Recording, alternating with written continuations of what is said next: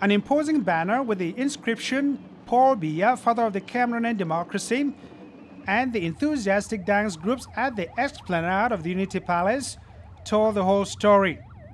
The story being that Cameroonians were in a festive mood as they celebrated the 39th edition of their National Day. Each presidential outing is both unique and special.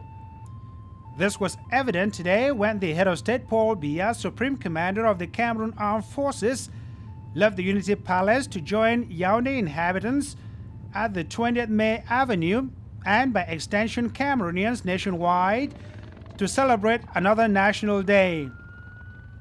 When the presidential convoy reached the roundabout at the Prime Minister's office, the horse riders added a royal touch to it. Welcome upon arrival by the Minister Delegate at the Presidency in charge of Defense, Edgar Alain-Bengon, the President proceeded to review the troops after the execution of the national anthem. After this ritual, House Speaker Honorable Kaveh Jibril then ushered the head of state into the grandstand where First Lady Chantal Biya and other top government dignitaries, including the Prime Minister, warmly welcomed him. A brief reenactment of Cameroon's history before reunification through song and cymbals by the police band paved the way for the commencement of the military march past. One of the major innovations this year was the introduction of security dogs alongside the Presidential Guard. A perfect melting pot of national unity with sons and daughters from diverse backgrounds and regions, Cameroon's armed forces has continued to undergo tremendous transformation and evolution. Its historical role of crushing rebellions in the 60s has evolved with emphasis now on defending republican institutions and protecting civilians. The Army's modernization process reached its peak in July 2001 with the introduction of significant reforms. Recent presidential pronouncements during the Army's Golden Jubilee in favor of the military and appointment of generals are a reflection of the Supreme Commander's goodwill towards them. At the end of the foot and motorized march past of the armed forces, President Paul Biya warmly congratulated General Hippolyte Ibakam for a job well done. Young primary school children singing patriotic songs set the ball rolling for the civilian march past, comprising secondary school students, those from teachers' training colleges, and those from scores of higher institutions of learning, both public and private. Political parties have continued to demonstrate their strong attachment to the noble ideals of nationhood. This attachment is particularly significant this year, given the stakes and challenges in 2011 with the upcoming presidential election. Recent statistics in Cameroon's National Daily from Elecam show that over 1.5 million new voters have, as of April the 29th, registered for this year's poll.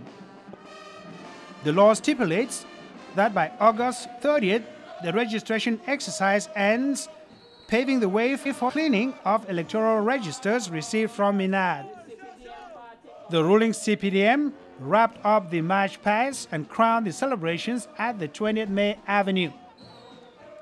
An impressive array of party supporters lined the street to bid farewell to the head of state, who was equally heralded by the same festive decor at the esplanade of the Unity Palace when he returned at 2 p.m., wrapping up an eventful celebration in Yaoundé.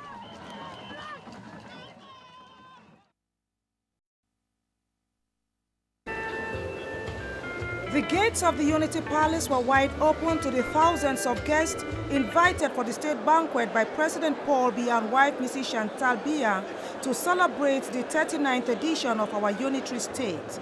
A red carpet treatment was reserved for the dignitaries who were directed to the main banquet hall of the tall building. A well-decorated hall with fresh flowers and our national colors. Also, a rich display of our agricultural products, mostly fresh fruits and vegetables, dominated the scene.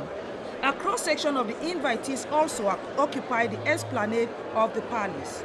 As one nation, one people with one future, the full hall was indeed a symbol of peace, unity, and dialogue. The religious, the military, politicians, and the civil society were all represented and interacted freely with one another. Ni John Frundi of the Social Democratic Front and Gregoire Owona of the CPDM all talked peace. Surely they were all out to celebrate peace and unity. President Paul Biya and wife Mrs. Chantal Biya received a hilarious ovation upon arrival. As the main architects behind the peace and stability we enjoy in this country, everyone present was eager to shake hands with them. Relaxed and happy, the first couple went round to communion freely with the guests and special dignitaries. Apart from the handshakes and smiles, the presidential couple were indirectly calling on Cameroonians to have hope and aspire for the best. In his keynote address to Cameroonians during the 50th anniversary of our armed forces in Bamenda, the chief executive promised that no region, no division, no subdivision of village will be forgotten during the implementation of his program for national development. He also disclosed that his main objective is to give hope to every person in our nation. And there he was, Paul Biya and wife, assuring their guests of fulfilling the promises of hope, progress, and development in all domains. He will use the new information technology to connect with and listen to the voices of the people. Today, Cameroonians have realized that we all need that peace and stability. That is why our unique democracy of appeasement remains instrumental for the progress and development of our nation. Thank God, those who burnt tires and destroyed national heritage today preach peace. It was indeed a celebration of peace and unity within a context of confidence, patience, courage, and determination.